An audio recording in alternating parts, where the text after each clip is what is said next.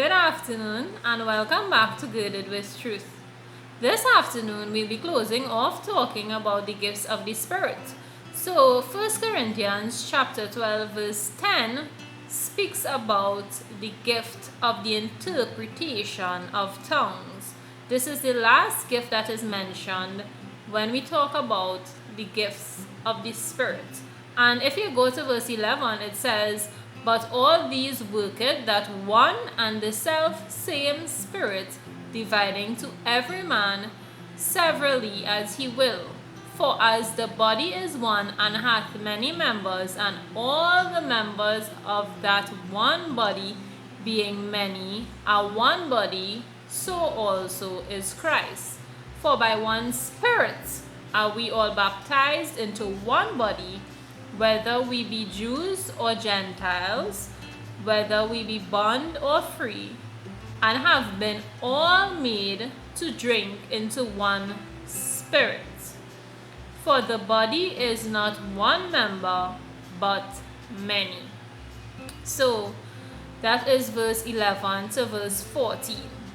And here we are learning that even though there are several gifts of the Spirit, each person God gives a measure according to his decision, according to his willingness to give that individual. And there are many attributes as to why God will give someone one gift as opposed to why he would give someone many gifts. And as we see, he is not saying that one gift is better than the other. As a matter of fact, he is reinforcing that all the gifts are important because we are all part of one body. So whether someone prophesies, whether someone interprets tongues, whether someone has the gift of faith, we are all operating with the same Spirit. We are all operating under the Holy Spirit, under the function of the Holy Spirit. It is only because of the Holy Spirit can any one of us access these gifts. So no one person is better than the other. In fact, all of us are on an equal playing field where the gifts are concerned.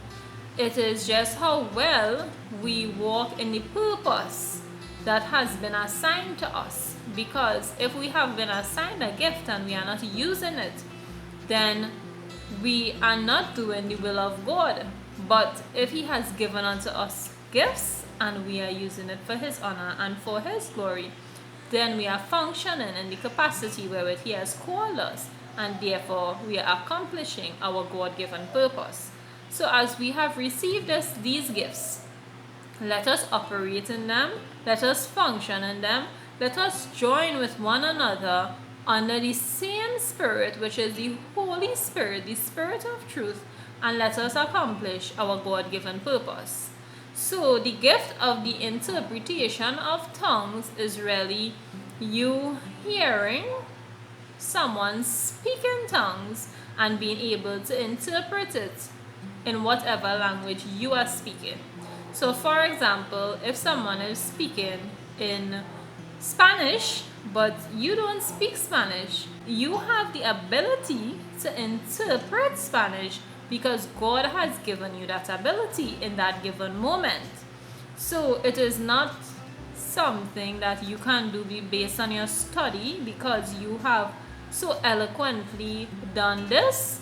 It is because simply God has opened it up to you and you are able to receive and understand what he has downloaded into you in that given moment.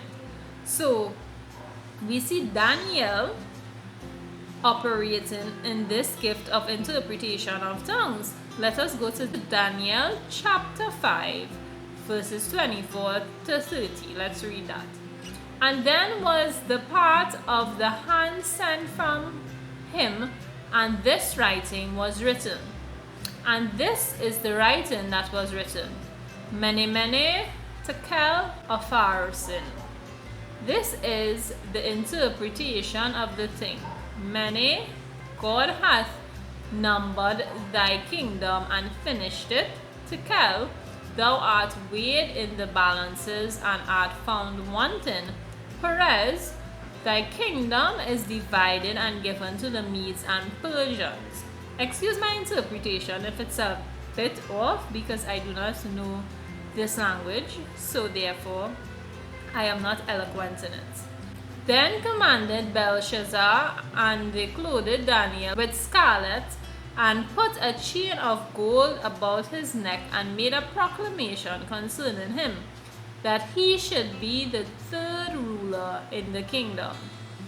In that night was Belshazzar, the king of the Chaldeans, slain, and Darius the Median took the kingdom, being about 62 years old. So here we see in Daniel interpreting a language that he does not know, but he is able to interpret it because God gave him divine revelation. And if you look at the book of Daniel and you read about Daniel's life, you would see in his lifetime he was an interpreter. He was an interpreter of dreams. He interpreted this writing that was on the wall. He interpreted because God had given him that gift, and he never really claimed it as his own. But whenever asked, he would say, God knows, because he knows he is only able to interpret because God opened heaven, God opened himself and allowed Daniel to interpret everything that he was able to interpret.